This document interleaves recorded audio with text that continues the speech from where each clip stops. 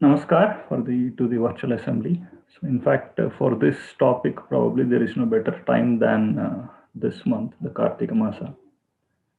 Uh, Maybe the time when all the dogmas of idolaters is most prominently visible.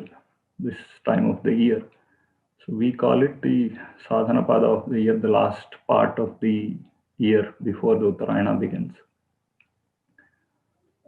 It is a very important time, auspicious time for all the traditions. Vishnu is worshipped as Kartika Damodara. Uh, on Ekadashi, it's said he wakes up from his sleep, and on the Dvadashi, there is a Tulasi Puja. Then the Shiva is also worshipped very specially the whole month. Some people fast and do the Archana the whole month. Those who cannot do only on Mondays and Purnami, but so overall, it's a very important or special time for most Hindus or most practicing Hindus. If we go a bit further into why it is so important, uh, if we slightly mix the or look into the Adi Jyotisha and Adi Daivika aspect, Kartika is month of the Kritikas. So Kritikas are the Agni Nakshatras. They are the foster mothers of Kartikeya. And Kritikas form part of the Vrishabha, that constellation. And, it is the same Vrishabha, the Vahana of Shiva, and it is also the same Vrishabha that is praised as Agni in the Rig Veda. When we do Agni Pratisthapana in any Agnihotra, Agni is invoked as a Vrishabha. Chatvari Shringa Trayovasya Pada.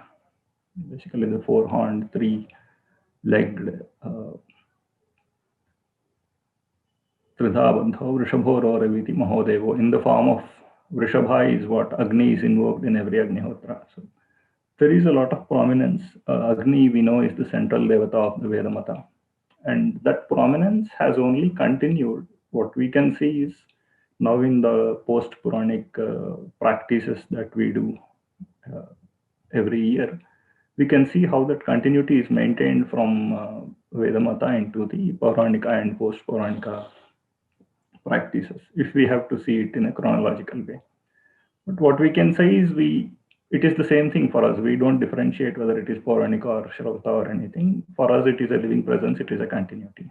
One path that is not often mentioned to us, but it is probably most widely practiced than all that we have mentioned so far is the Archa Marga, the path of Archana, the Pujana. From a layman to the most realized, most people do engage in this at some level. There are, of course, exceptions, but or let us say a minority that does not. But a vast majority of Hindus, knowingly or unknowingly, willingly or unwillingly, actually follow the Archa Marga. And that is why it is so effective in invoking people's emotions when we talk of temples or Rama or Shabarimala or things like that. Into the jargon. Is the term Murti Puja itself is it self-referential or is it a reactive term? We know we have many terms for it. There is a Murti Puja, we call it Vigraha Radhana, Bimbarchana or Pratimarchana. There are many words leading to a similar meaning. But are they really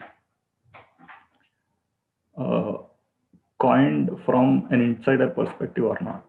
Or are they simply Sanskrit equivalents we have created to words like idolatry or idol worship?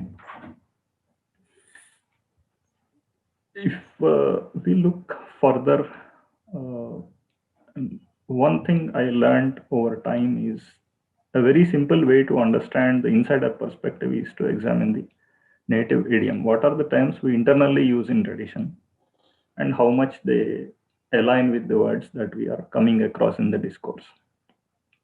So, in the tradition or among practitioner circles, if we see, we definitely hear a lot of these words. We hear Murti, Vigraha, Pratima, Bimba, Linga. There are several other words.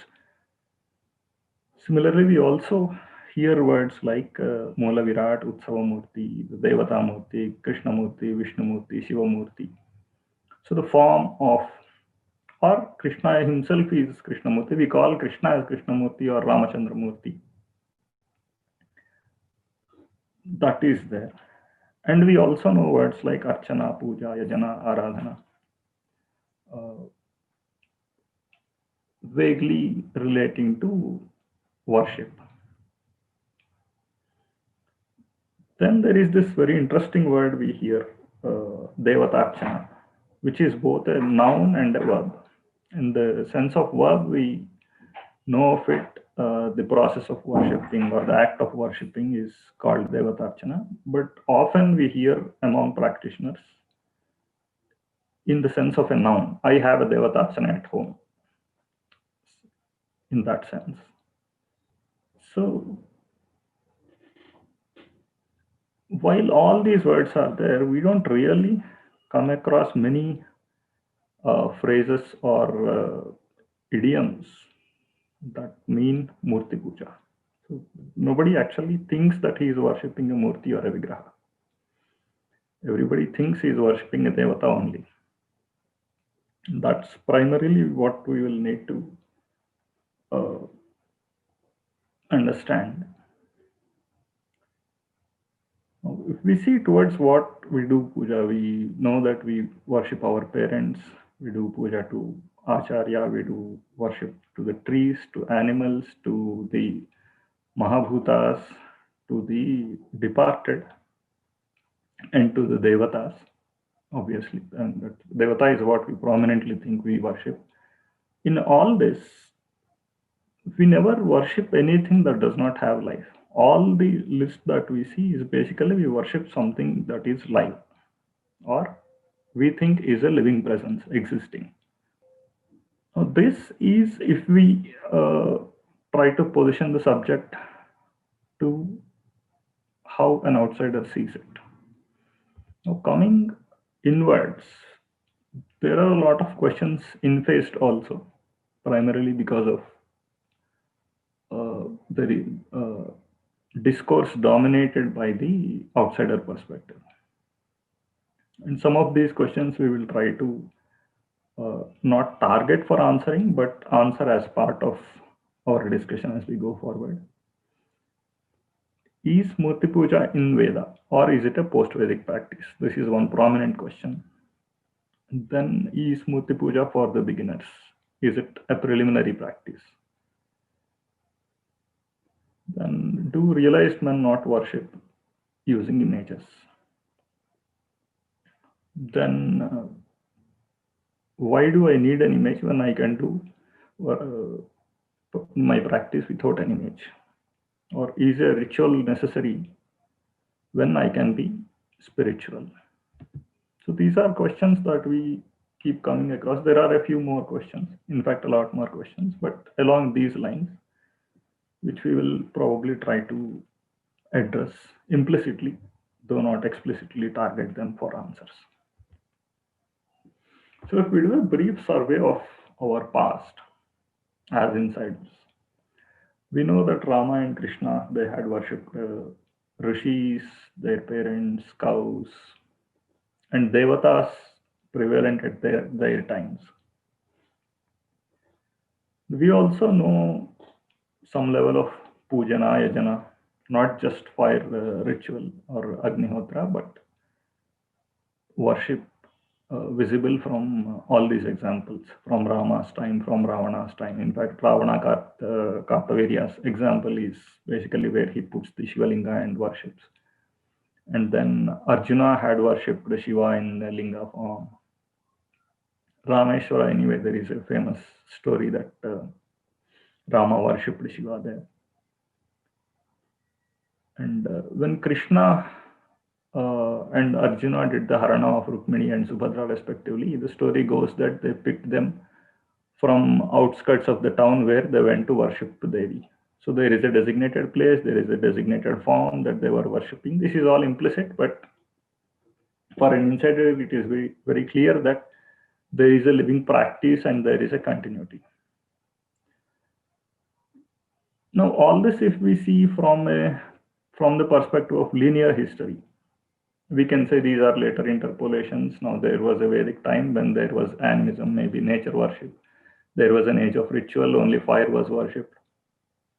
Then there was suddenly some high philosophy that came up in the Upanishads. Then we see more dogmatic practices like idolatry. But if we unlearn historiography and if we look at things from Aitihasic perspective, which is basically looking at our past like our seers did, we can see all these are in a continuity. Now, Krishna, the Yogeshwara, who taught different types of yoga, he was the same man who encouraged Yudhishthira to do several grand yajnas, the Rajasuya, Ashwamedha. He was the same Krishna who also encouraged the people of Vrindavana to not do Indra worship but do only Govardhana worship. So there is a full spectrum that we can see. And Arjuna, who was a Yagnika, who was a Shrauta, who did his yajnas, who was also a great tapasvi, who also did idol worship. So if we have to see, there is no such partitioning that really happens for a living practitioner, for a first-hand practitioner in tradition. Then we also have Shuka from the same time, Vyasa's son, who was a completely detached yogi, a Vedanti. Narada was a bhakta and a jnani at the same time.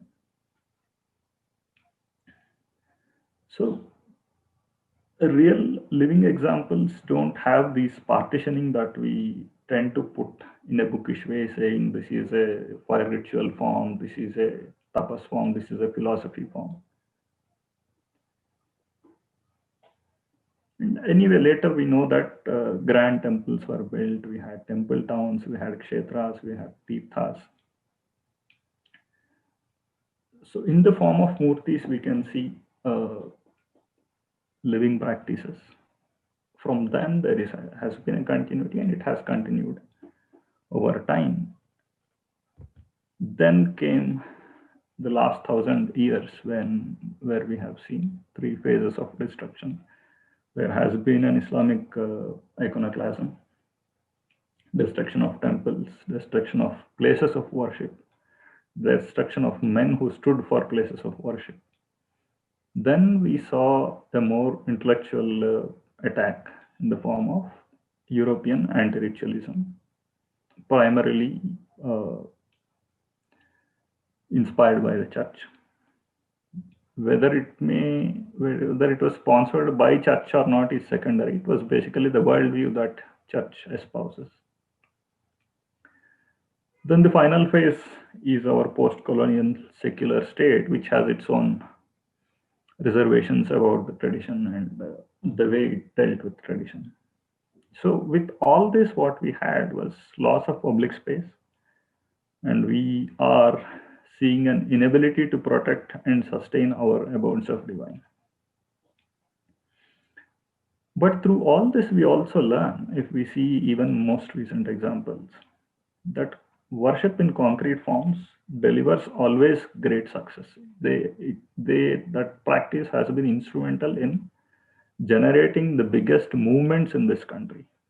So the Ganapati worship that Tilak propagated was the foundation of the independence movement in NA. It was only expanding later on, but without that foundation, there was no Congress development. Without Ayodhya, there is no BJP, there is no Hindutva government, there is nothing. Shabarimala also, we know, over decades, that has been instrumental in protecting the Hindu spirit in the south. Though, of course, there is a lot of depth, there are many traditions, but Shabarimala has been instrumental, nobody can deny that. And that we can see in the most recent litigation also. So people respond to that kind, and that politicians also understand, leaders also understand. They have tried to exploit it. Whether they will serve it and protect it in time remains to be seen. Now, so Leaving the Islamic phase anyway, we know the physical destruction that happened, but that has actually forced a lot of people to go into defensive about. So we have developed a lot of alternate practices. Now we have seen things like that Gorak Sampradaya, which has expanded hugely in North India, even Nepal. It has slightly moved from the establishing places of worship and protecting them. It has, and a lot of akhadas were established by seers. So the nature of practices has slightly changed to meet the demands of the time. Now, the threats slowly came down, and the British temples were not really under that threat. Destruction was not there, but there was a different kind of attack, anti-ritualism. To face that, our thought leadership has taken a different approach. They had taken a slightly non-idolatrous, non-ritualistic. In fact, they have moved away from karma marga also. So yoga and things like that had taken more prominence. I mean, there is nothing wrong in yoga as such, but that was part of a more defensive strategy rather than a futuristic strategy. It worked. It did its bit. I mean, it had its successes, but it's time we review that how good or how advantageous it is taking the same approach going forward. And then with the same time, in the same time came another uh, issue, the misreading of Vedanta. In fact, Vedanta itself has not really gone against karma or anything. It is often interpreted that way. Vedanta, at two levels, this happens. One, karma is not there, is what Vedanta says. And it is really a matter of worldview. It's not a matter of recommendation. There is no instruction anywhere in Vedanta saying don't do any karma. What it says is karma marga is basically its own worldview, karma yoga or mimamsa. It says that the whole world is a yajna. And what all happens in the world is basically following the principle of action, following the principle of dharma and karma. And perfection of action is what leads to moksha. What Vedanta is positing is that the whole world is Brahman itself, instead of saying it is a yajna. So in the Vyavaharika plane, it may be action and yajna, but in the Paramadhika, it is Brahman itself. So the moment we see the world as Brahman, it's not that the action is ceasing. The action is there, but we are seeing it differently. Only the perspective is changing. So it's often misread, and that misreading has actually caused its own confusions at the public discourse level. In fact, somebody like Shankara, or who had done more action in his entire life, in his short life, than many karma yogis themselves, why would he recommend any inaction?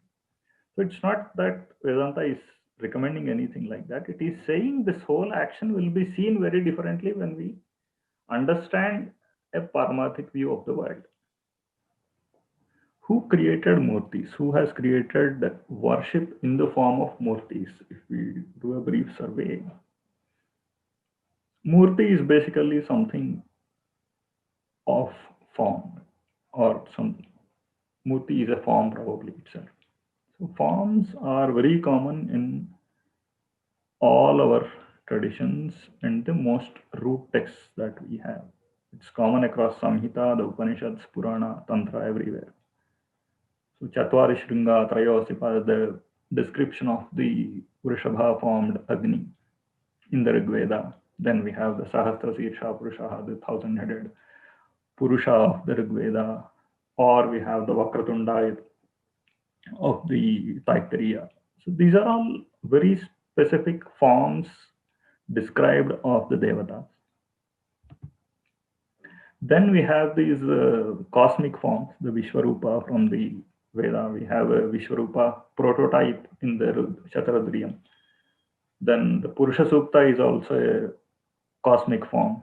Then the Narayana Sukta is a cosmic form. So there is a macranthropic or and macrotherian kind of model where macrotherian is seeing a world as an animal or describing in the animal form. For instance, the horse form in which the entire universe is described, or the universe is described within the horse in the Brihadaranyaka Upanishad. Macranthropy is basically attributing a human form, the way Devi is seen as the universe, different devatas, different parts of the world, aspects of the world are seen in her body. All these are very, very descriptive in the human forms or the animal forms. And these human looking descriptions, of course, it is also said that they are all superhuman. We know that they are devatas and they have obviously many hands, many legs. Their powers are all described. But giving a form has been a very clear practice right from the Rig Samhita. There is nothing new that we have done by worshipping murtis. Now, getting more specific to the word murti, murti is involved wherever a rupa is there in the yajana or puja. And if we see the 5 elements, the Prithvi, Apas, Tejo, Vayu, Akasha, except Vayu and Akasha, which have only Shabda and Sparsha, the 3 elements, Agni, Apas, and Prithvi, the fire, water, and earth, all these have a rupa. So anything involving any of these is basically a murti only, whether it is Agni Murti or Jala Murti or Parthiva Murti, Prithvi Murti. It is basically a murti only. So we are worshipping in the murti does not mean it has to be a stone idol or a clay idol. Wherever 3 forms are involved, 3 elements are involved, any of these 3 elements are involved, it is basically a murti. And how this whole thing of murti or worshipping through murtis has come about and how is it made possible? It is because of this. We say just Jale Vishnu, Sthale Vishnu. So basically we are saying Vishnu is an Antaryami, he pervades everything. He is the pervader. It is because he is an Antaryami, but that he can be seen everywhere, in every form. Our ability to access him through forms is made possible by he being an Antaryami. And this knowledge is not lost either in the Rig Samhita or in later Agamas or in the today's manuals that we use for worship. Now, in Vaishnava, we know this practice. There is not practice, this concept where Vishnu is seen in 5 levels. There is a para, there is an Antaryami, there is Archa, Vibhava, and a Vyuha. In 5 levels, we know of Vishnu. One of them is Archa avatars or Archa Murti. Vishnu has taken specific forms to allow or to help his devotees worship him. In fact, Venkateshwara is a Archa avatar. He has specifically come down only to let us worship him. He didn't come down for any Dushta Sikshana or anything, like Rama or Krishna. So Archa avatars, Archa Murtis are, in fact, what the divine has given us, not something people have coined as a matter of convenience. Then we have this saying from the Kularnava Tantra, Chinmayasya, Prameyasya, Nirgunasya, Asharirinaha, the one without the body.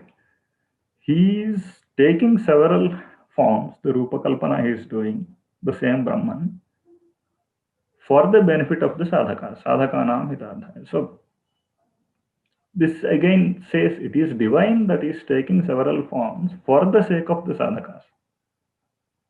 And that happens only for the qualified sadhakas, of course.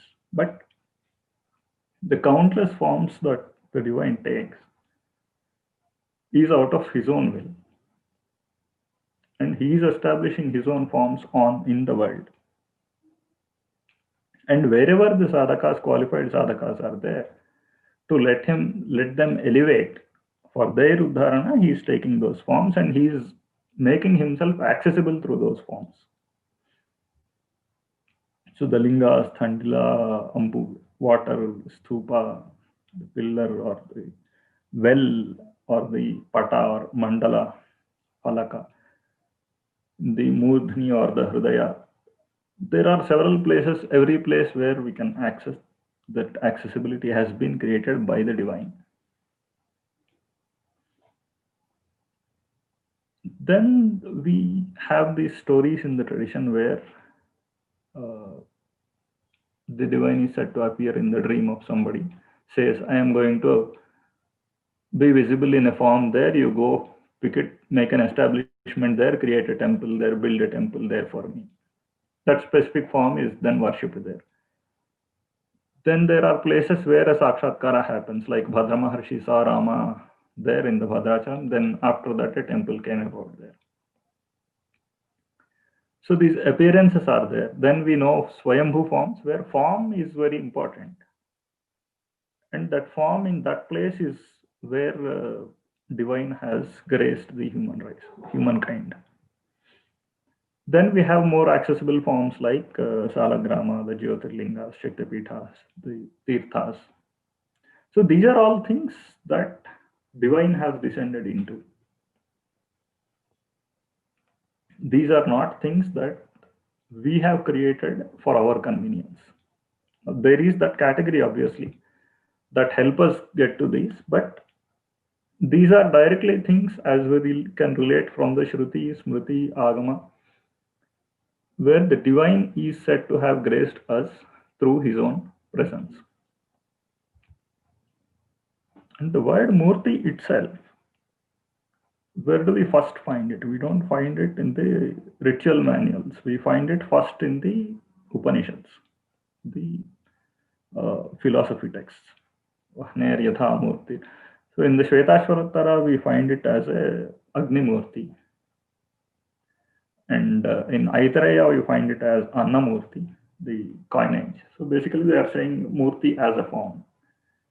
So the same concept is subsequently used in the ritual manuals also. When they say Murti, they are referring to a form, a specific form of a Devata or something, specific form of divine. Whether it is Vishwarupa or the different rupas that the Shruti describes. Shruti form either of the Veda or of the Tantra, which is the Mantra Bhaga. The whole world is a Murti, Murti of the divine. Then all forms we see in the world are Murtis. And every Murti is a living presence. It is not reminding us, it is a living presence that is accessible to us.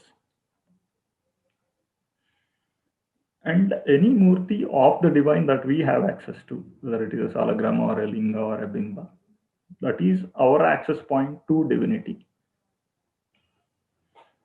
And since that is an access point, it is made more widely available. There are obviously the naturally formed ones. Then there are things that we use, we build and destroy for our practice. So we know of pratimas or vigrahas made of stone, wood, metal, crystal, clay. These murtis, in fact, since murti, as we just discussed, the Agni, Jala, or Parthiva, anything is a murti. We can see murti dynamic very closely resembling the Agni dynamic of the yajna. In the Krishna Yajurveda, we have the description of Agni. There are 16 forms of Agni. 8 of them are Upasthaya or stationed. 8 of them are Viharaniya. The moving ones. Similar concept we have in the Murtis. We have Pratishthas that are Sthira, stationed, or Chara, the ones that can move. Then the Swayambhus are there. But Vigrahas that are used for worship, they are either fixed, they don't move, they are fixed in a temple or in the house. There are some that can move around. We can take them while we are worshipping in other places. We use them there and bring them back. That is possible with certain murtis. Then we have the In the non-domestic or the temple realm, we have the Utsava Murti, Moola Virat, and then the murtis used for different sevas like Andolika, Shayana, and things like that. And we have, because this is a form, every form, just the way the world, which is a creation of the divine, has its own life cycle. Everything within that creation has its own life cycle. So human has a life cycle. The murti also has a life cycle. We get life into it. It is used, then it becomes a jirna, or it wears out, or gets damaged. Then it is it falls to disuse. Its divinity is transferred to another image, just like our life. Our consciousness moves from this body to another body. The prana of the image also, murti also moves to another one. The transfer is usually done in the temples at the grand level. In the domestic level, they just are given either to a temple or dissolved into a river or things like that. Jagannatha is a very famous example, we know, where the idols are changed, the wooden idols. Okay, I'm maybe too used to these terminology of idol, we call them murti, vigraha, anything, but the murtis, once their lifetime is fixed, after that, the divinity is transferred to new images. And that keeps going on. But we also know where temples are either damaged or fall to disuse, there is a practice of extracting all that divinity from there, the life from that temple, into a kalasha. And that ghata or kalasha is then restored after all the steps in a new, let us say there is a new temple is constructed, there all the bhupariksha, everything is done, then the karshana happens, then the temple construction happens. After all that, just before we do the Nayanon Milan or awakening in the new temple, we do a kalanyasa, and subsequently we restore the divinity from the older temple into the new one, and then we do the beginning ritual. After that, we start regular ritual in the temple. And this practice, in fact, has been very used, if we have to say, especially during the invasions where we had to escape from one place to the other. We transfer the murtis, we transfer the church from one place to the another. When temples were either destroyed or they had to be left and for disuse because people had to escape from place to another place. This was very much used. These probably going forward, we hope that won't be needed as much. We will get our chances to just reconstruct and build things more less destructively. Coming to Mukti Marga, this is one thing where we have a lot of misconception, if we have to say, regarding the Archana and Murti forms. Broadly, we know it is quite bookish to say there is a Bhakti Yoga, Jnana Yoga, Karma Yoga. Krishna himself said it, and these are broadly the three approaches to Mukti. But in reality, this canonical notions don't really apply. Let us say, even when we say there are 6 darshanas, it is not 6 darshanas. Madhava himself listed 16 darshanas. So in reality, there are several ways, several outlooks, several approaches. Mukti margas are also many. There is a Nada Yoga, where through perfection of Nada, one is realizing the Parabrahman. There is a Mantra Marga, where unraveling the Paravak or realizing the deepest essence of that mantra is realizing, the sadhaka is realizing. There is obviously the Karma Yoga, where perfection of action through and the bhavana, the karma. Basically, one is attaining the state of akarma through karma. through the perfection of action, by understanding that whole world is itself a yajna. That is the classical Shrauta Marga. Then there is Bhakti, obviously, we know there are several strands within the Bhakti Marga. There is an Nama Japa, there is Sankirtana, several practices are there within that. Then there is Jnana Marga where Nididhyasana is done, the contemplation on the Paratattva. So in reality, there are several ways, and there is a lot of overlap between these paths. And these, any practitioner, first-hand practitioner knows that there is no pure one way through which one is realizing. There is a lot of straying around, coming back to one path, exploring other things, trying to restore one's focus on one path and things like that. But we don't often see all these listed as paths anywhere. We know of these paths. There is Hatha Yoga also. So we know of these paths. And Archa Marga is definitely not just a populist marga. The idea that there is a murti, and once we have the ability to invoke something beyond the physical, we don't need idols anymore. That is not true. In fact, there is a murti. Through the murti, there is an invocation that is done. The divine is invoked in that murti, the avahana is done. If one is able to really do that avahana, if one is able to really do all those upacharas internally, that is when the Archa Marga begins. It is not ending there, it is just beginning there. And Archa Marga is not, it's not just literal or symbolic. It is basically the one that aligns all spheres of life. The external and the internal are synchronized into one when the Archana is happening. There is obviously an internal representation. There is a yogic connotation to every upachara that we do. Let us say Chaitanya Arghya or Bindu Tarpana that is done, or the Chaitanya Kusuma. It's not the Jada Kusuma that we are offering, the flower that we are offering. It is surrendered. A Chaitanya Kusuma is what we have to surrender, and a Chaitanya Kusuma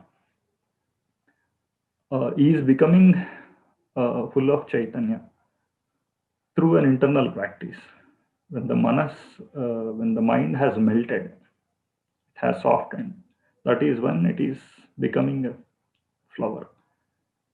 When it is filled with the nectar of devotion, that is when it has become a Chaitanya Kusuma.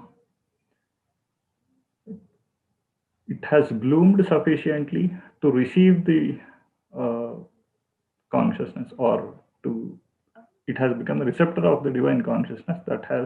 That's when it has become a kusuma from a bud. So this whole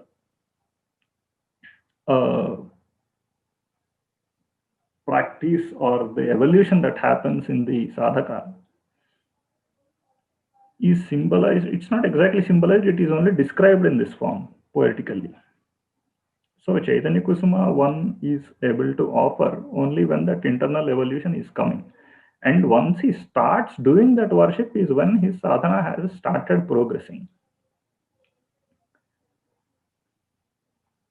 There are, in fact, 108 flowers or 8 flowers, or there are a list of those things. Some of those are listed as qualities also. The Indriya Nigraha, Satya, or craving for Paramatma, these qualities are listed as flowers, different kinds of flowers. So when one is doing this worship, when one realizes or generates the ability to do that internally and synchronize that with the external, when the image is there, when we are offering a flower, when this is internally happening, then the outer and the inner are becoming one. And that alignment of outer and inner is essential in yoga. Yoga is not about something internally happening and one being detached to the external. Only when we can transform the external, when we use mind, word, and action, all the three, and when we can transform the mind, body, life, all three, with the full descent of the divine consciousness, that is when the yoga has fully fructified. And in these practices, all the methods of yoga, of bhakti, of karma are carefully woven into the puja kalpas. So let us say the mantra is there. Mantra is actually uh, making the devotee inward looking. Dhyana, dharana, and samadhi are happening through the nyasa, the dhyana shloka, and the actual japa or the chant. So the mantra marga also has that Shadanga and Ashtanga yoga woven into it. The Apcha marga also has it very much.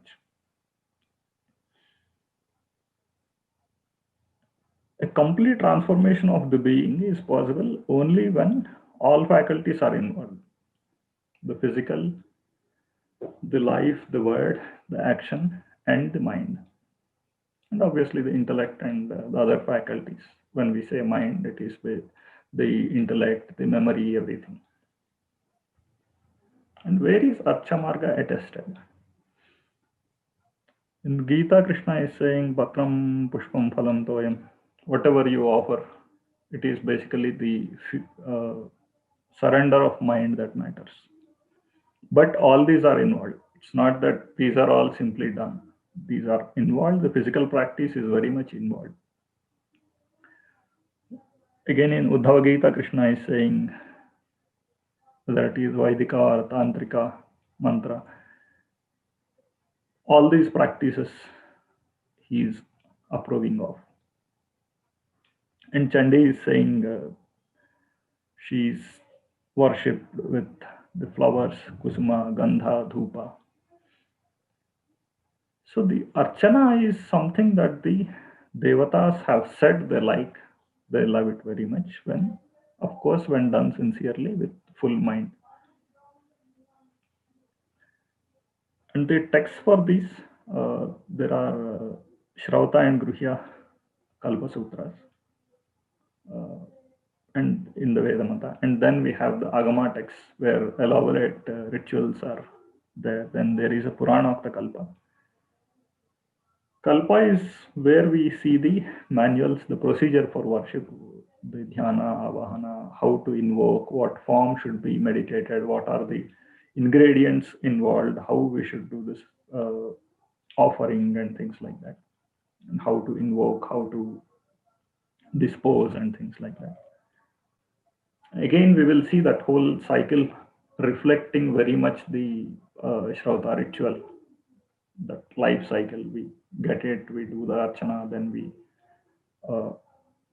send away, we do the Udvasana. Coming a bit to the philosophy of Archamarga itself, revering lofty people, lofty ideas has been a practice. We do revere Vyasa Bhagavan or Bhishma or Shankara or Tyagaraja. Utsavas are still happening.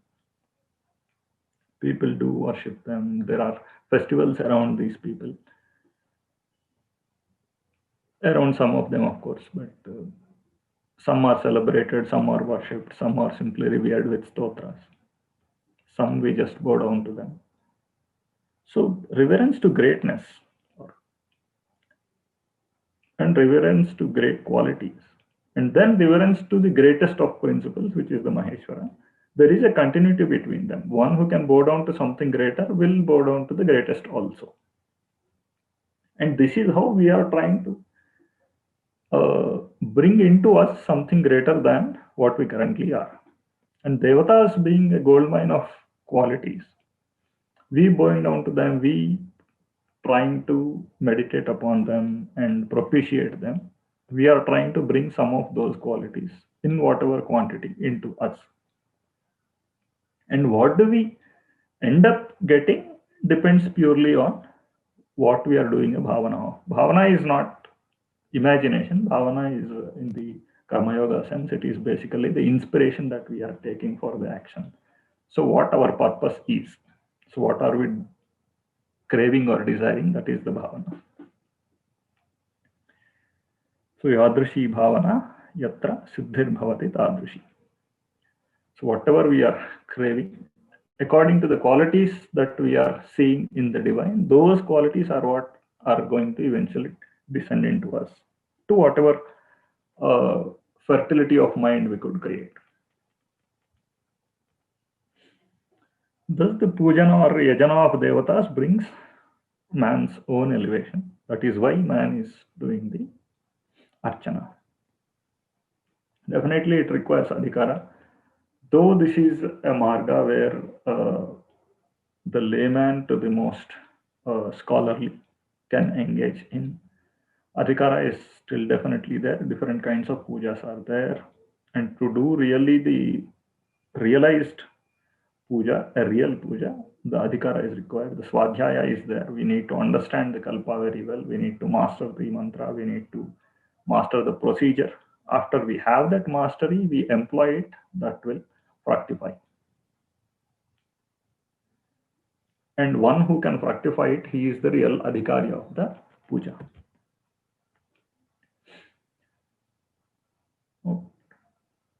While it is said what we desire we get, there are specific purposes also recommended because seers know what are the purposes for which humans live.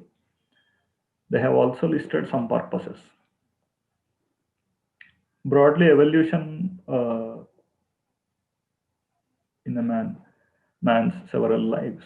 We know there is a pravritti phase and a nivritti phase. Pravritti is where we accumulate, nivritti is where we rid of things. So this can be in terms of wealth, this can be in terms of samskaras. Basically, we are accumulating impressions, then we are ridding the impressions. We are becoming, we are doing akarma, basically trying to rid all our impressions. We are trying to get the nishreyasa. People who have realized the divine, whatever actions they do, being detached, they result in loka kalyana. In fact, some rishis have lived very long, though they were actually capable of moksha, or it doesn't matter to them, moksha or no moksha. What matters to them, they lived for loka kalyana. Whatever they did, purely they did with that intent. Then for men, largely the four purusharthas, which is the dharma, the kama, mokshas, fulfilling them. Fulfilling our cravings eventually can be categorized into these four. These are the most general categories of all cravings of men. Then the Trivarga Phalas, which is the Bhoga, Swarga, Apavarga. Bhoga is again, because nature is threefold, Bhoga is threefold, Sukha, Dukkha and Moha. These come with the Sattva, Rajas and Tama. Then there is a Swarga. Then there is an Apavarga, which is the Nishreyasa or Moksha. Then why do we do all these actions? We have some things, we have a body, we are able to act. All this is made possible by a lot of things around us. It is not just our capability that we got this body. We are indebted to these things. We have a Devaruna, we have a Pitruruna, we have a Rushiruna, we have a Jiva or Bhutan. And clearing these debts is important for man to move towards Nishreyasa. We have to replenish in nature what we have taken, that is one. Two, we have to contribute as much as we can. That is how we are contributing to the collective well-being. And for these, we do those, the Nitya Karmas, the Panchamahayajnas. These are helpful in making sure we are ridding our debts. Then the removal of Tapatraya. There are three forms of Tapa. I don't know how to translate it, but let us say miseries, or for want of better word. The three kinds of tapa are the adhidaivika, the bhautika and the adhyatmika. Then there are three ishanas that man has to overcome. Ishana is attachment, dhana, dara and putra. attachment to wealth, spouse, and offspring. Overcoming this is not as simple as it seems. Now, the story of Harishchandra is very demonstrative of how one who has really overcome Ishanatraya conducts. The story very clearly shows he has overcome the Dhanayashana, then the Dhareshana, then the Putreshana. Then, of course, overcoming the Arishadvarga, the Kama, Krodha, Lobha, Madamatsarya. So, overcoming all the internal enemies, ultimately making ourselves a ripe or a fertile being for Nishrayasa or unconditional happiness. That is what the Archa Marga is achieving or helping us achieve. Everybody does puja, one with a craving, one with a misery, one desiring wealth, one desiring means towards fulfillment of his purposes, one seeking knowledge, one who already has knowledge. Everybody does puja. Everybody is qualified and everybody is deriving something by doing puja. So it is not as if only as a preliminary practice people do, and once there is some internal elevation, one can leave it. The internal elevation is making him a real adhikari to start the journey. Now, mukti is not like a crash course. Mukti is like, if we have to say, it is like a mud becoming water. A lot of water, when it is poured, it becomes soft. It becomes softer, then it becomes creamy. After that, it becomes liquidy, and then it becomes dirty water. Then the water is still, the dirt is still there. The dirt slowly dilutes, and towards the end, we start seeing clearer water to a point where water becomes it's just water, no more dirt or mud inside it. And this is not going to happen through any one path in one life. It is a very elaborate process, and to the point where it really is done. And in fact, even through Archamarga, whatever we end up achieving, we get to that pass. At that pass, we don't need yoga, bhakti, anything, knowledge either. And it's basically the same endpoint that all these are taking us to. And what Archamarga is achieving for us, as majority of us are Gruhasthas, it is putting all these things together rather than uh, letting us explore in a specialization. Specialization brings its own problems. There is a skew in our life. A balanced life, if we have to see everything in life, fulfill all the purusharthas, that is possible only when we do a karma yoga or an archa marga. One specializes, let us say only jnana. His life has a skew. It is fit for only people who have chosen one line of life at the expense of others, because probably they would have fulfilled all those in their previous lives. Maybe they are right enough, we don't know, but majority of people where we need to fulfill all our purusharthas, these are the margas, the archa marga and the grahasthas karma yoga. These are the most suited paths.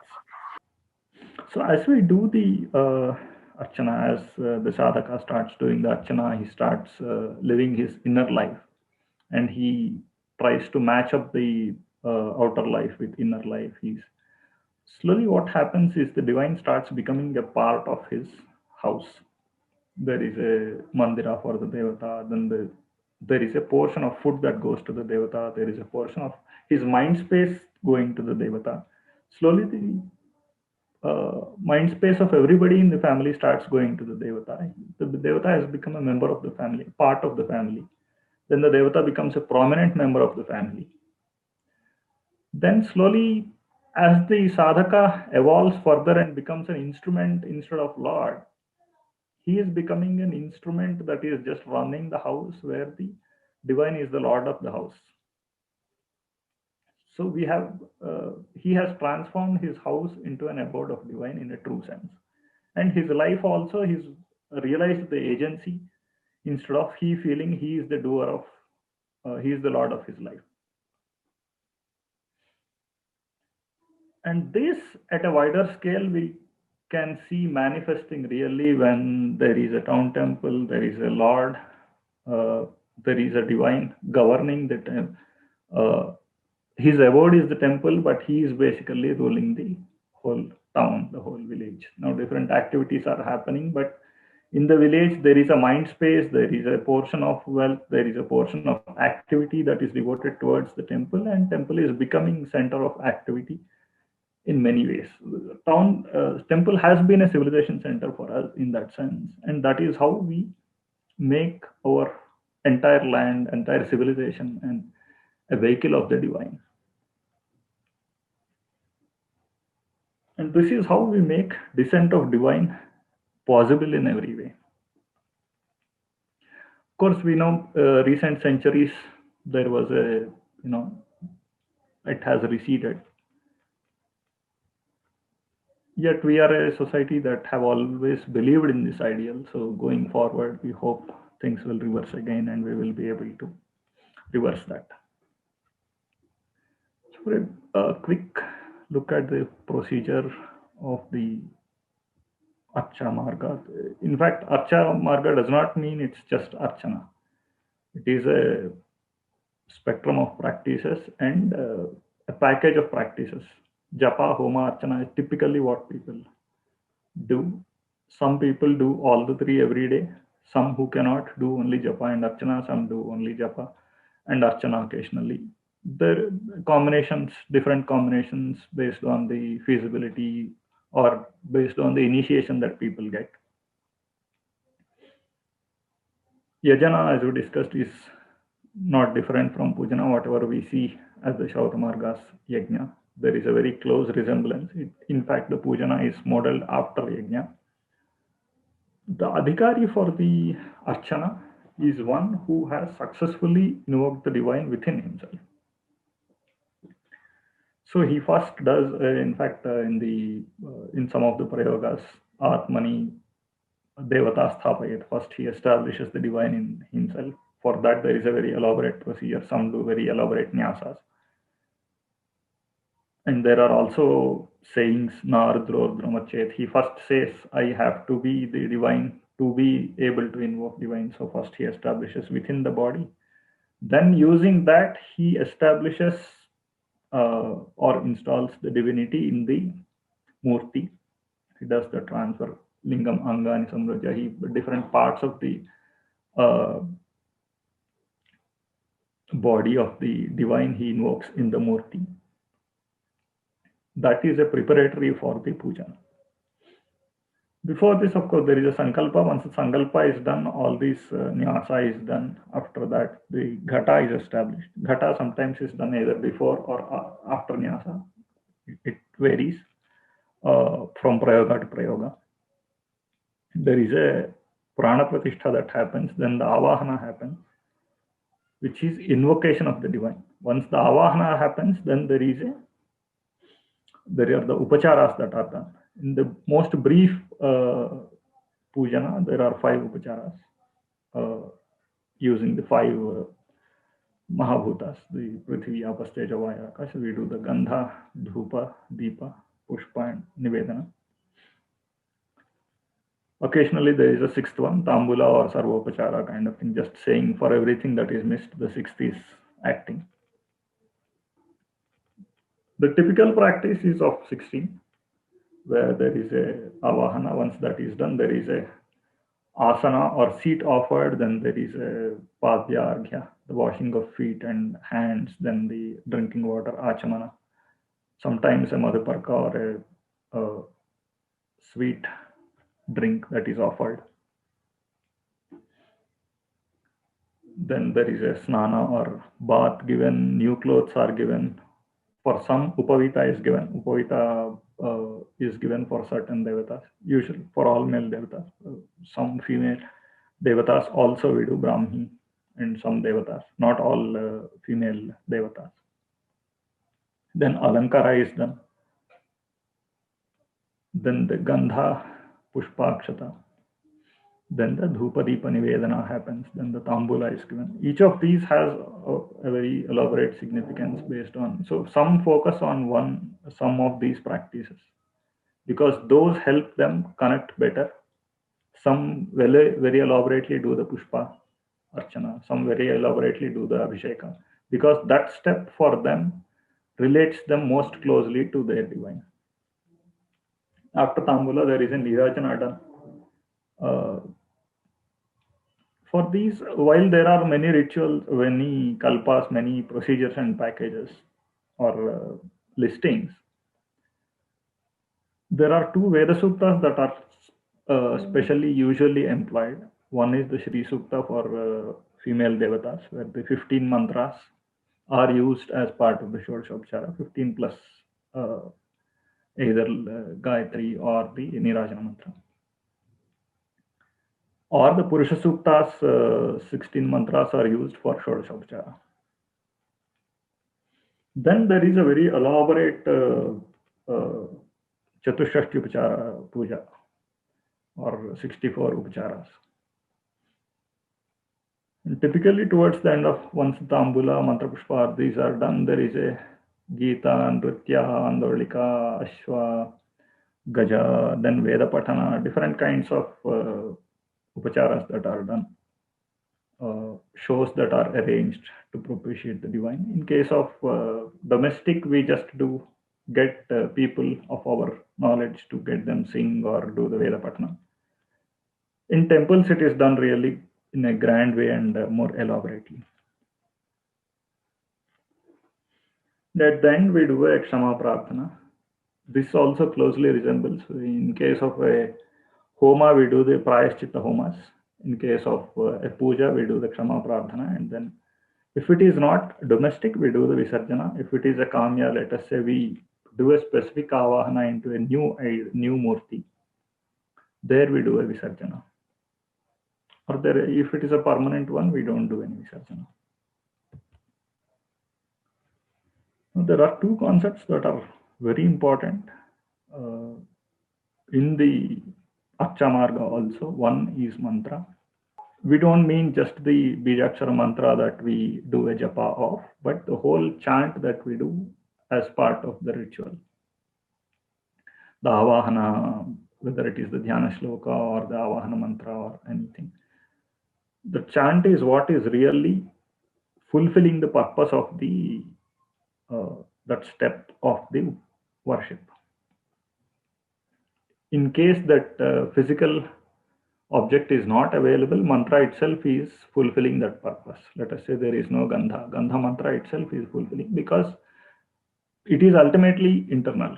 Once we are able to offer Gandha internally, that is happening externally. As an alternative, we can use Akshata or water or anything. It doesn't matter. The Kalasha Jala is also okay in case there is no Gandha. If it is there, we do the Gandha. And how is it happening? How is it making a reality is through the realization of mantra. Once one is able to invoke or awaken the mantra, awaken the nada within, the mantra is becoming a living presence for him. And then whatever he is uttering is becoming a living presence. Let us say the Kusuma, as we just discussed, that Chaitanya Kusuma, how it is realizing, where the bhavana is there, the mantra is there, the kriya is there, all these when they align, that is when the puja is becoming a real puja. And the central part of it is the inner consciousness is coming through the mantra only. So if we take a small example of this chant, this Na Adhikarayate, this is used, this is in fact a Brahmana portion in the Veda, but it is also used as Nyasa mantras by Bodhayana in some of the Prayogas. So it goes something like this: Na Vigharayati Yada Vigharayet Antaravacharnagam Rudram Kuryat. So basically, there is a instruction, don't do it. Then there is a condition, if it is done. Then there is a warning, it is going to anger Rudra. So we can see how the swara and the semantic of the mantra are aligned. By the way we are chanting, the swara of the mantra is actually conveying a emotion also. It is not just a semantic meaning. The bhavanatmaka, the spandanatmaka, and the vaikhari vak, all three are getting aligned there. And that is how mantra is actually taking the consciousness of the one doing the chant, elevating it to the point where he can see the devata.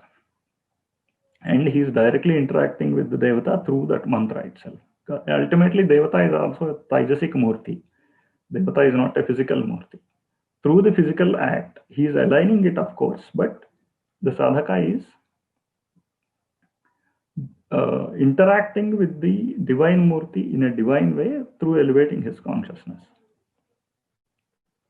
And the whole mantra marga is a specialized way of coining these swaras or these bijas in a way that those particular emotions are conveyed. Mantra, after all, is the anyway. So there is a devata mantra also, which is a part of this. These upacharas also, there are these mantras and the brahmana portion. The same principles of chant apply to both. And coming specifically to the devata mantra, that mantra is the sound body of the devata. So uttering that mantra is basically invoking the devata only. And as we say it, it is the Vaikhari Vak. We know, as Saraswati Sutta says, the Vak is of 4 levels. Para, Pashyanti, Madhyama, Vaikhari. As we unravel with Upasana, with practice, we will be able to see the Madhyama, Vaikhari, Madhyama, Pashyanti, and the Paravak also. And unraveling the Paravak, realizing that in our life is basically what realization of Devata means. And once that is happening, all these upacharas are becoming really qualified upacharas. And one who can do that is he is the Dhanya practitioner. The qualities that we descend into ourselves are determined by how effectively we have done the mantra. And the second most important part or the aspect is the Ghata Sthapana or the Kalasha.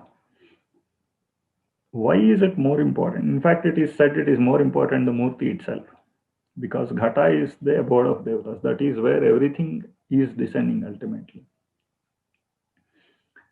We cannot worship a Devata Murti without having divine things. We cannot use Jadapadartha to worship a conscious entity. So all the art materials we are using, they have to be consecrated first, and that consecration is possible only when we have an already divine thing that we can use for doing all these things. And that divine thing is the Kalasha. And Kalasha is where we actually invoke all the devatas, the Trimurtis, the Matraganas, the Sagara Jala, the Prithvi Devatas, then the Chaturvedas, then the Mahabhutas, then the Prana, Pashu, Anna, Virat, Swarat, Samrat, all the Chandas, then the Jyotis, the Yajus, the Truth, the Satya, and all the Devatas, and the Brahma, and the Vyahritis, Brahma, Bhur, Bhuvasvaram. So all these are invoked within the Kalasha, and ultimately this Kalasha is what is the central object of the puja, that is used for the water of the Kalasha is used for worship, for first purifying everything for ourselves, purifying us, purifying the Devata and all the objects of worship. This Kalasha, we need to understand, is the representative of the heart, the cave of the heart from where all the tejas emanates, all the that is the abode of the illumined beings. That is where the Swarga comes, that is where the Devatas come. So once one realizes, looks into and realizes one's heart, using heart for want of a better word, Hridaya as it is called. That is the access to our inner consciousness. And that is the originating place of all the devatas.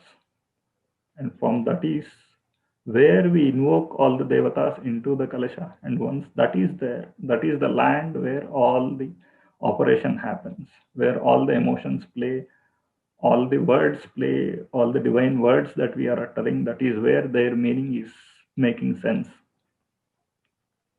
And that is what is making all the ingredients, including our body, the murti, all these fit for the real archana. Prana Pratishtha is a very elaborate procedure. Probably in the household, it is not very elaborately done. It is done most elaborately in temples. But in households, there is a very brief procedure in only probably on special occasions, let us say Durga Puja or Ganapati on Ganesh Chaturthi. That is when we get the idols, we do the Pratima Chodhana, we purify the image, then we do a Prana Pratishtha. Again, for qualified ones, the adhikari, the sadhaka who is a real adhikari, he realizes the Prana Pratishtha, he can really do it. So he brings to life what does not already have life into the image. So for an average sadhaka, what ends up happening is he does utter the mantra, whether it happens or not, over time as he is practicing, the life does come into the image. But for some, the first utterance, when they do it, the life really comes into the image. He understands the technique how to really do it. He is attributing basically using that mantra. There are brief mantras and then there are very elaborate mantras based on what the occasion is. Primarily the prana and chakshu are attributed to the murti because these are the primary instruments for bhoga, or bhoga means experience. One that has experience is living, let us say. And anything that does not have any sense of bhoga, any sense of experience, is not a living entity. So the Vigraha is becoming a living entity once the prana comes into it.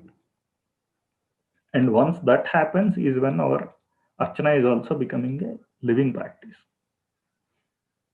And for this, it is not coming from anywhere. The sadhaka or the one who is doing the Prana Pratishtha is the agent for it. It is through him that the prana is getting installed into the image. And once that happens, the sneha, ashirvada, or the sadbhavana, or any such thing, giving the ability to give vara or abhaya, all these things are qualities are coming into the image. Once that prana is really invoked in the murti. And once this happens, when we are doing the worship, we can actually see all these things. Typically, the legacy images that we worship in the households, they do have prana because over time they have been worshipped.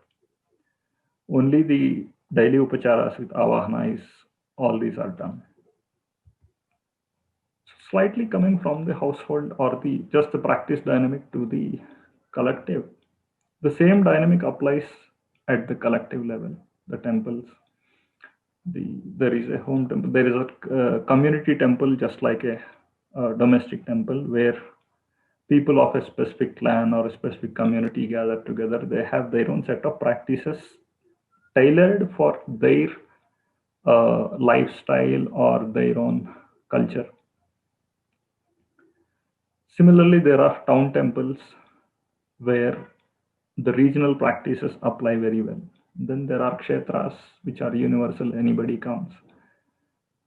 And kshetras are where divine, as we understand, has descended by himself. And kshetras also, it is said, they have their life cycle. Some of the kshetras become very prominent at certain times in certain yugas, and some fade out in their importance. It is not essentially man-made dynamic. This also happens over large spans of time if we observe. we can see some kshetras becoming more important. So now there are certain kshetras that are to be given importance. Now, how will we know they are to be given importance? It will be known to the seers. That is why it is important we get their word in while we design our practices, let us say, while we design our towns, while we design our centers of activity. It is important the word of the seers is valued in this matter, because those kshetras, as they can see, they are likely to give us better results if they become centers of civilizational activity. It is equally important that we have qualified archakas. It is, I mean, it's a common knowledge, but it still makes sense to repeat it. It is archakas tapas, because it is through his prana he's transferring things to the image and to the temple. It is his tapas that matters. So having really qualified archakas in our temples, town temples, community temples is extremely important. Ultimately, it is resulting in collective good. Only when temple acts as a power center do we have a really healthy civilizational activity. It's not, temple is one of them, but along with temple, there is a collective ritual, there is a festival practice, the utsavas that we do. All these are equally important. We can see, in fact, the way Ganesh celebration has transformed things in Maharashtra. The more, but as we go forward, we should probably get more technical correctness into things rather than populism, and focus on sacred geography. As we just mentioned, we need to identify the right power centers that are going to help us better in the future. So, what we think is the future of Dharma lies in the descent of divine, and that happens only when we make our homes as a first step abodes of divine. Then we make our towns abodes of divine. We have to reclaim public space for divine on behalf of divine from the secular activity, and make secular activity part of this rather than the other way around. Unlike, let us say, a Dharma Raja or change of constitution, where state needs to act, this is a subject where each individual has his role. We can do as individuals our part in this thing, in our households, in our own personal lives, and start bringing change. Thank you. Dhanyawad.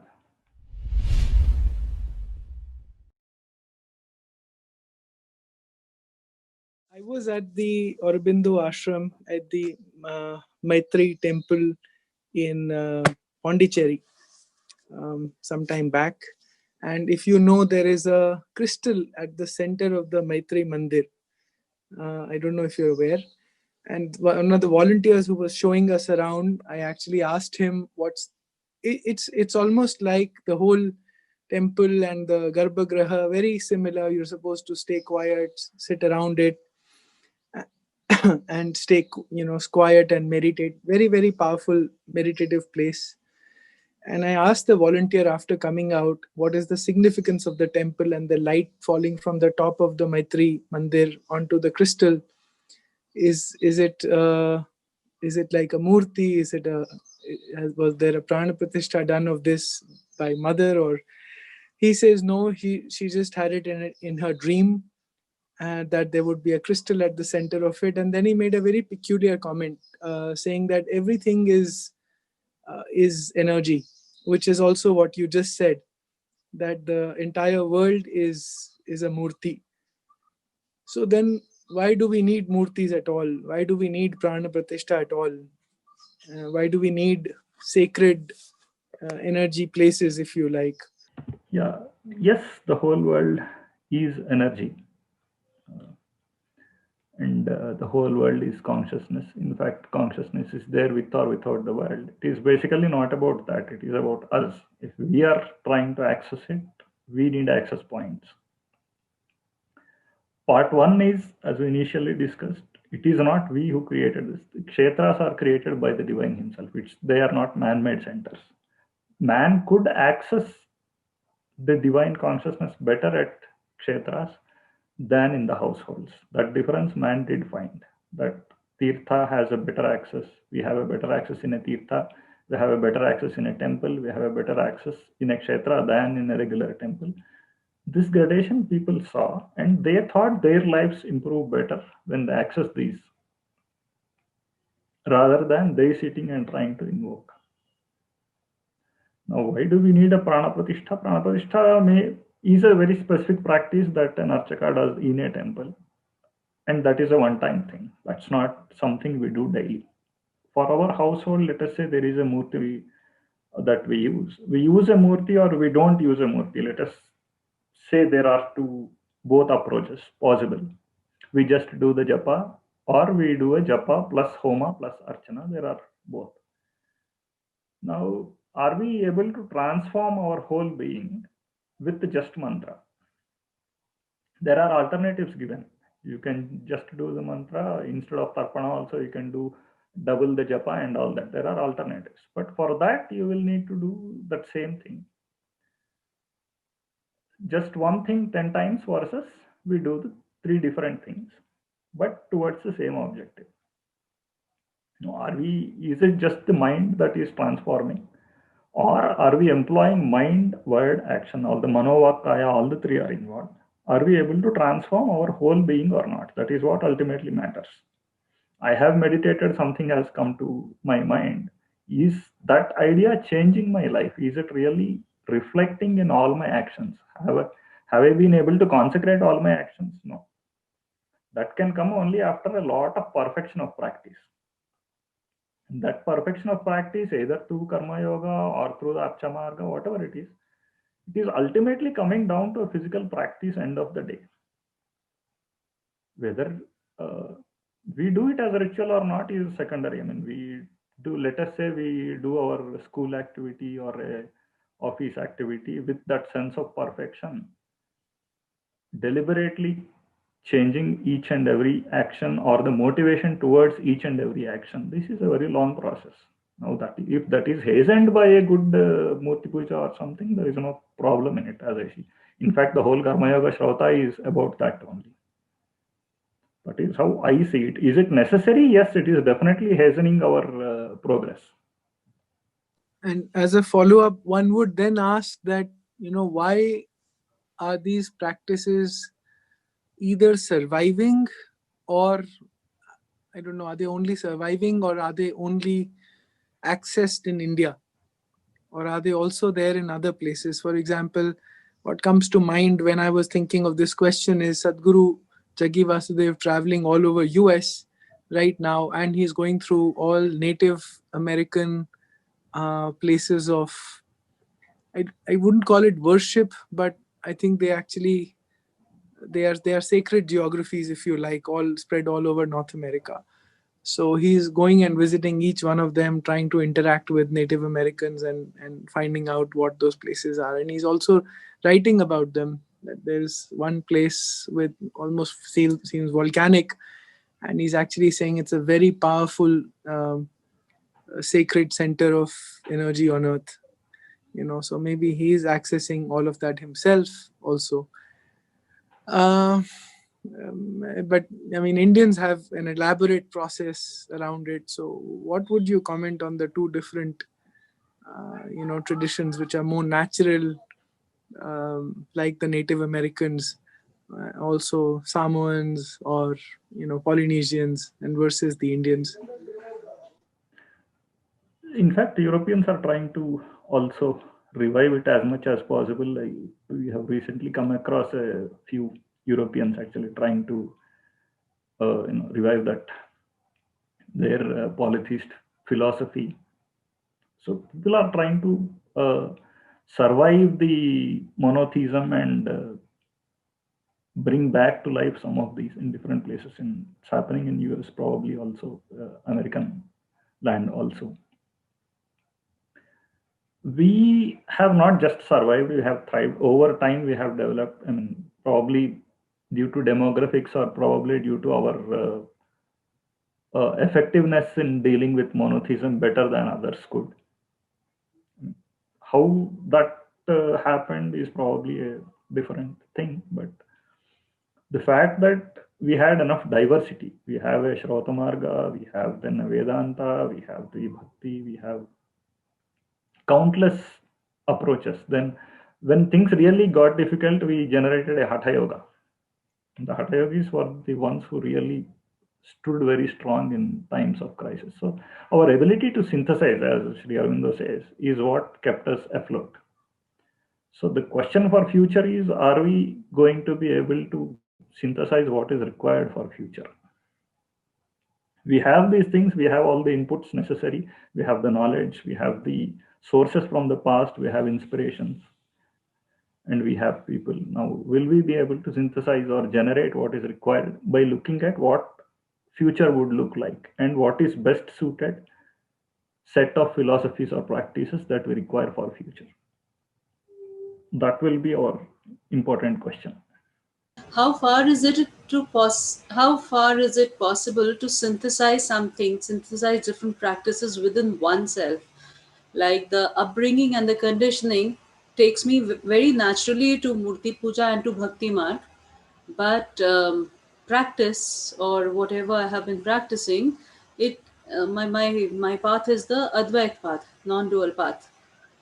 Will it ever be possible not to love the divine and just to, like Ramakrishna Paramhans said, I don't want to be the sugar, I want to taste the sugar. So how far is this synthesis possible of being the honey or tasting the honey? I don't know if there is really a conflict, because in fact Shakta itself is an Advaitic school. Advaita or any, in fact, we couldn't say that Advaita, that categorization is really orthogonal to the set of practices, whatever we try to experience. Ultimately, whether it is one or many or all that is practically irrelevant for us to realize things, for us to enjoy the beauty of divine and elevate our life. My question is that instead of realizing the self within, instead of realizing the self, what if by conditioning or by upbringing you are in love with the idea of loving the self or the divine? But they're not different. I mean, it's not as if they are two different things or anything. It's what I'm saying is, let us say, compare this bhakti and the yoga. The bhakta says melt the mind. The yogi is saying you have to dissolve the mind into the object of meditation and all that. Ultimately, what is happening is we are withdrawing the external and making sure the mind is sufficiently softening into and making it a fertile ground for descent of the divine consciousness. Ultimately, that is what is happening in both cases. It is only the phraseology or methods or things that are changing. Very, very beautiful. The heart says melt the mind, and the mind says that I have two things to do. Heart just surrenders. So in the act of puja, it's basically whether we are able to connect, make a direct connect or not is what matters. Swami Dayananda Saraswati says that Vedas does not support idol worship. So what is your comment on that? Yeah, I think, I hope that was addressed in the first couple slides. One, obviously this was a stand adopted in a time of crisis. We don't have to criticize it today, we just have to move on. Whether it is about ritualism or whether it is idol worship, whatever, they are all living practices from time immemorial. We don't have to be judgmental about them. We can suit ourselves what fits our life. Ultimately, as individuals, it is our choice what fits us best. Now, whether polytheism is there in the Veda, whether Murti is there in the Veda, Murti is there very much in the Veda. The forms are there right from the Shruti. The first few slides we have discussed this. All that is there in the Samhita are the description of the forms of the gods, the Chatwari Shrunga, or the Vrishabha form in which Agni is described, or the 1,000 heads with the Purusha is described, the 11 forms of Rudras, 49 marks. All these things are basically forms only. Whether we put them into a stone, whether we put them into fire, ultimately what is Arya Samaj doing? It is doing a fire. In the form of fire, it is worshipping. Agni is not a murti, Agni is also a murti. Anything that has a rupa is a murti only. Just because it is a Parthiva murti, it does not become more murti than Agni murti. Agni murti, Jala murti, Parthiva murti, all these are murtis only if we have to be technically correct. And Vishwa is itself a murti. Vishwamurti, Amurti, everything is the divine only. So there is nothing for us to discriminate between this and that. At the same time, we don't have to also waste our energy refuting what Arya Samaj is saying, because whatever it had its own reasons when it had to do it. Whether it has a relevance for future, time will determine, right? I mean, if that has no relevance, it will fade out by itself. We don't have to work to criticize it or anything. I just wanted to make that polytheism part also. We also hear that Hindus are not polytheists, and then we see a lot of nuanced explanation. There is just one divine, all the devatas are just forms of that one divine. Divine consciousness may be one, it doesn't matter. But are Hindus polytheists? Yes, properly we are polytheists because we worship theos or devatas. And we don't say devata is one. There can be countless devatas. We have Vishwa devatas 33. We enumerate them, in fact. And that does not in any way contradict the fact that there is only one essential principle of the whole world. We should not be conflating this devatas being many with the fact that there is just one ultimate principle or the essence of the universe. Absolute is one, yes, that is true. The true principle is just one, that is also true. It may be Advaitic, it may be Dvaitic, it doesn't matter. But everybody understands that Brahman is just one. That does not contradict the fact that theos are countless. Thank you, Shankarji, for this very wonderful speech that you gave. Rather, it enlightened us a lot. And in fact, now that you answered this beautiful question on Arya Samaj and Brahmo Samaj, whether it led to a confusion among Hindus that monotheism should be, and Hinduism should be reformed in a monotheism path. You answered it very well, so I wouldn't go into that. I have another couple of questions that relates to now Christianity or Christians adopting in India a system of, say, idol. They sculpt Jesus idols in the form of Krishna, and then they adopt Jesus Namavali and Jesus Sahasranama, which is just plain plagiarism of our Vishnu Sahasranama and Vishnu Namavali. And they even indulge in dapams, and they are actually adopting our forms of worship. While they do this, they are also saying, in the name of rationality, they criticize us for our puja paddhatis. So isn't this a sort of a double standard use means for conversion, where, or perhaps they do that Jesus Namavali and get some kind of peace which they can't in their normal method of prayer?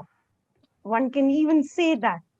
And of course, then this principle, like we have the Om, which gives us so much, which in itself has so much meaning or depth in it. Now the Western so-called scientists are saying that the word Om is found in the cosmos itself. It's a natural world. But this was known to us thousands and thousands, or one can say lakhs of years before, if we go to our great yugas. So I would like you to comment on that. And one more last question. I would like to even know about, like, nowadays the temples, especially you said about how we have to follow the agamas, how there is a proper way of worship that is that is sort of nicely spelled out. It has its connotations, it has its importance, because once we do abhishekam of the water or the honey or the curd, it has, we not only are we doing, it has its own importance. We are also actually thanking nature, or the god. I mean, we thank nature so that we don't abuse nature. We get all this and we offer, and the offering is taken in the form of prasada also. So, like, now we have the temples being taken over by secular boards, the temple boards by the government, which is run by uh, uh, either secular Hindus who don't much know about this puja paddhati, and or else by people who are non-Hindus, and they sort of they interfere in the paddhati. They say that these rituals are not to be done, or they say that only this much quantity is to be given. We have now the courts also interfering in this. We saw last in the Ujjain temple case where they said that only this much amount of water should be poured or curd should be poured. So what are we going to do about this? I would like to have some your thoughts on this. Sure. So I mostly agree with you, Aditi. One, obviously, the plagiarism part is there, uh, where the church tries to adopt all the pagan methods. In fact, their origin happened like that. The cross, the lamb, all the symbols were pagan symbols that they had plagiarized. So whatever they are doing now is also a similar digestion. So it is stealth. Obviously, there is nothing spiritual. It's not even, there is nothing moral about it either. You take something from somebody and try to sell it to the same guy.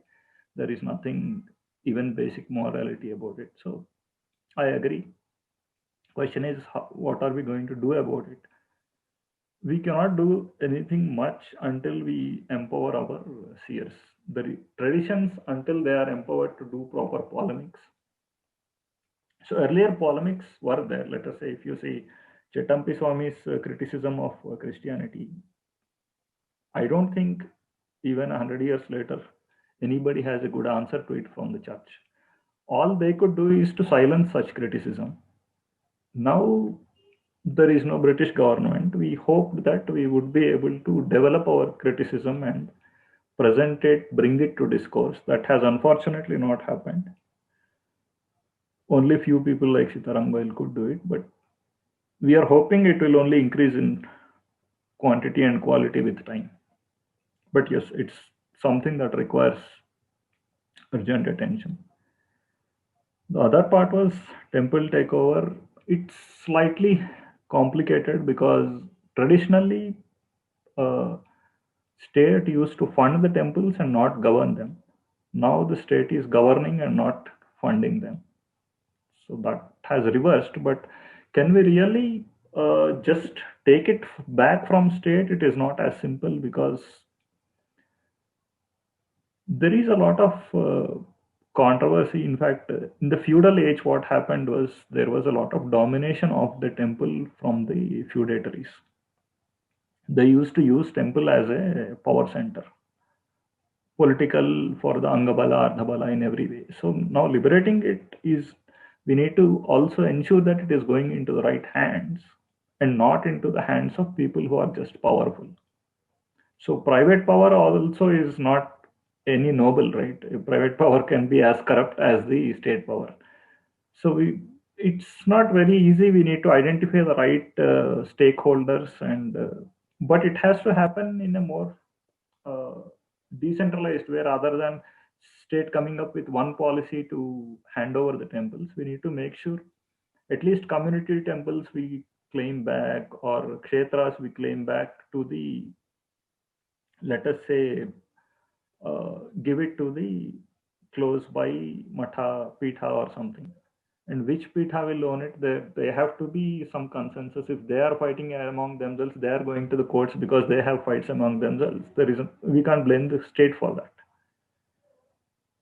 So, I mean, we know of these litigations, right? People are fighting among themselves, they are going to the court. So we need to make sure that we have some level of our sampradaya leaders or thought leaders are acting with a bit of, wisdom, if I have to say, and we don't allow the state to exploit our disunity. In fact, a lot more variety had existed from time immemorial, right? There were people, in fact, when Adi Shankara tried to streamline, there were more than 75 traditions that he tried to crystallize into 6 Shanmatas or whatever. So diversity in itself is never a problem. People of different opinions are never going to be a problem. The problem is if we put our opinion as the supreme. As long as we understand the traditional ecosystem in Hinduism, where each tradition has its own life cycle. In fact, there were some traditions like Harihara Advaita. They came at the point when Shaiva and Vaishnava were fighting very badly, bitterly. And that tradition has disappeared. Now nobody even knows of it. But it had played a very important role in those centuries when those conflicts were there. It had dissolved or diluted a lot of that venom. So each tradition has its own time and relevance and place. It comes, it does its job, it goes away. Now, Adi Samaj had its relevance. We don't have to dispute that. If I am a polytheist, I don't care what a monotheist says.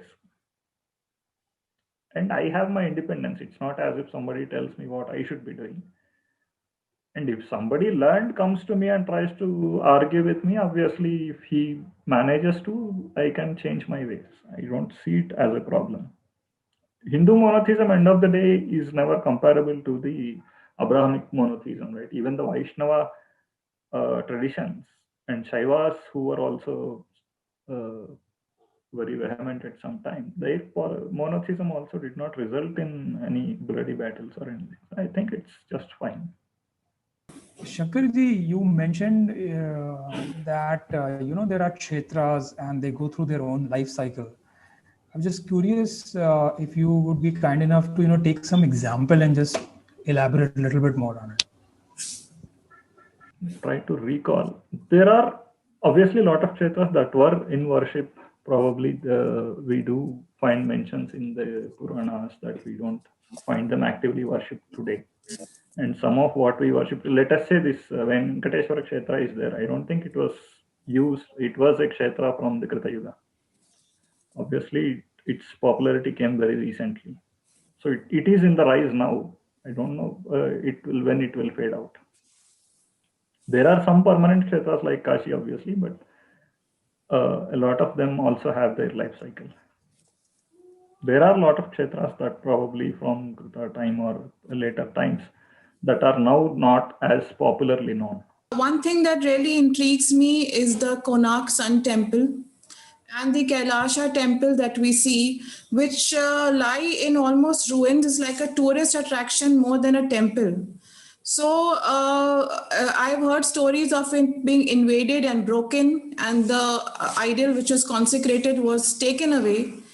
So talking about Pran Pratishtha and the Punarutthan of such temples, why don't we see that happening in the Konark temple and the other temples, which are very magnificent to see, but we don't see any pujari or somebody sitting and conducting those rituals. Sorry, this word I'm using, but the whole wonderful aspect of a temple is somehow missing in these magnificent and beautiful temples that we know, like the Ajanta Ellora also. So could you let me know why they are in such a state? Is it so that once it's defiled or it's invaded, the divinity of it goes away or something? People don't want to go back to it? Yes, I mean, it's a question that haunts many. But so it has many factors. One is whether the Kshetra Mahima is there today or not is for some seer to say. Somebody who has that vision, who can go to that place and say, yes, this is having that Mahima for the future times, we need to renovate it. I think that's not something I or you will be able to decide that. So, But in case, but the other part is we don't have to be making that call at all. We know that there are, let us say, the Dwara Samudra is there at Hoysala, or the Konark is there. There were very grand temples. But today, can we renovate them has more to do with our skill set. Do we have the expertise to do it today or not? That level of architecture, do we have those architects? Do we have that kind of sthapatya skill to be able to build such kind of thing? We don't have to renovate the temple, right? We can construct new things. It's not a what do you say, post-mortem thing. We can move this around. We can create more grand constructions. It is our country. We should be able to do it. We are not able to is partly, as you said, probably part of cultural consciousness. Do we have that willingness or not? But I think the willingness is there. Money is also there. We never lacked money. Is the skill set there is one question, and are factors aligned? People with skill, people with money and people with that vision and willingness, are all of them coming together or not? In that sense, I would see we are more of a fractured society where functions have got dissipated. The knowledge is in one corner, the dynamic knowledge is in one corner, the depth of knowledge is in a preservation mode. So all these coming back together and we becoming again a live culture. That's probably what is the missing link.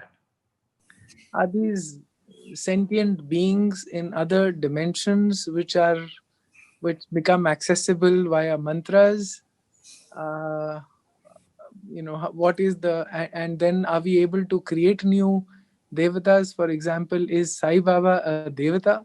Or when Sadguru Jagi Vasudev consecrates a Linga Bhairavi temple, is he creating a new devata like he says?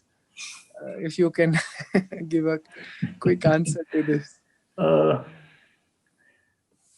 devatas, yes, as rishis have seen, new devatas do come, new forms. There are countless forms. There will be new forms coming. That is not disputed at all. I mean, in fact, whatever forms we know of today, they were not exactly forms a few thousand years ago. So new forms keep coming, and old forms probably fall out of worship. That keeps happening all the time. That in itself is not disputed. But is the phenomenon of elevating humans to devata state, is that real? Or yes, we do have Siddha Purushas who are worshipped, but not as devatas. The place where they go, they are buried, and in that place, the samadhi, there is definitely that influence, and people in nearby villages also use their names, name their children after those Siddha Purushas. That is a known phenomenon.